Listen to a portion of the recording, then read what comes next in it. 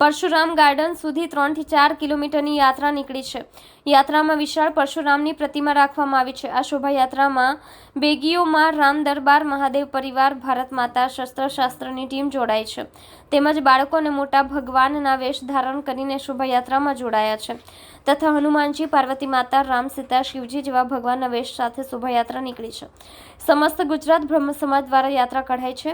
તેમાં gas સર્કલથી Parshuram garden સુધી યાત્રા યોજાઈ છે। શોભાયાત્રામાં સુરત મેયર પણ હાજર રહ્યા છે। ભગવાનના વિવિધ વેશ ધારણ કરી લોકો યાત્રામાં જોડાયા છે। નમસ્કાર, મારું નામ જયદીપ ઘનશ્યામ ત્રિવેદી, પ્રમુખ શ્રી સમસ્ત ગુજરાત બ્રહ્મ સમાજ સુરત તથા મંત્રી બ્રહ્મ સમાજ દક્ષિણ ગુજરાત।